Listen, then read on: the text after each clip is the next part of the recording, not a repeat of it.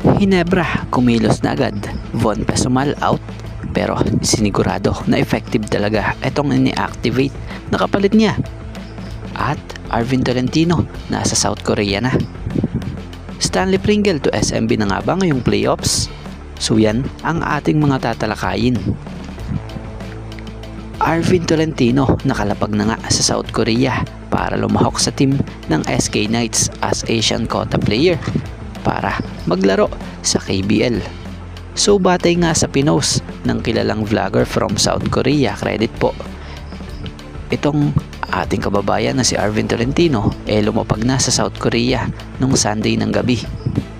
Ngayong nasa panibagong journey na ng kanyang karir si Arvin Tolentino, pinakita nga po ng nasabing koponan agad ang tiwala nila kay Arvin Tolentino at umaasa na malaki ang maitutulong nito sa kanila.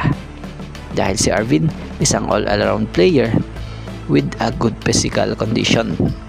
At yun nga, ina-expect or expected ng SK Knights na magiging malaking tulong si Arvin Tolentino sa kanilang kampanya ngayong 2025-2026 season ng KBL. Sa mga hindi nga po nakakaalam, karagdagang update lamang. Bago pa man nga po pumirma sa SK Knights etong si Arvin Tolentino, alam nyo bang noon na pabalitang multiple KBL teams ang nagka-interest dito? Kabilang na nga po dyan ang team ng Busan KCC Aegis and Seoul Samsung Thunders. At dito tayo sa patungkol sa nabasa nating post ni PBA Insider News about kay Stanley Pringle, na kung sa ayon dito, I heard that Stanley Pringle will be unrestricted free agent this coming August. According to our source, Stanley Pringle may request an early termination contract in the ends too, so that he can join a playoffs contender team. And our insider added that the San Miguel Beermen are one of those interested teams to sign Pringle to complete their lineup for the playoffs. Source, SMB Insider. So kung ganun, kung mangyayari man yun, lalakas ang guards rotation ng SMB.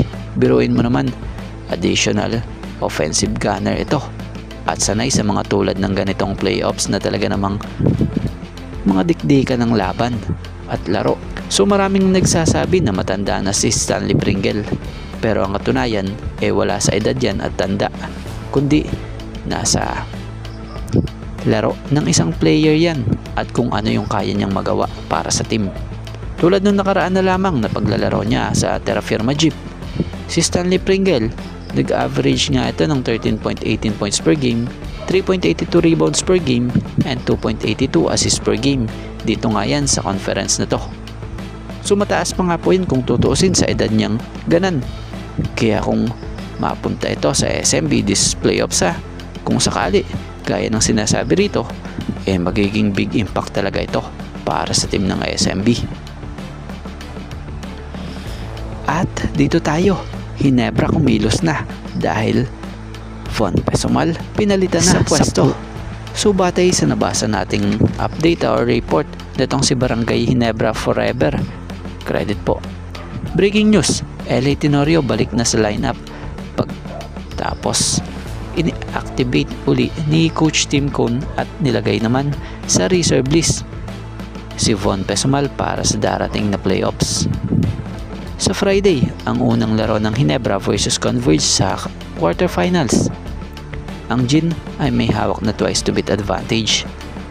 So kung ganun, eto't nagawa na pala ng paraan para maipasok sa lineup muli bilang active roster sa team etong si LA Tenorio, matapos malagay nga po sa pagiging UFA nung nakaraan dahil sa pansamantalang pagliban muna nito sa Ginebra dulot ng Gilas youth duty niya bilang head coach.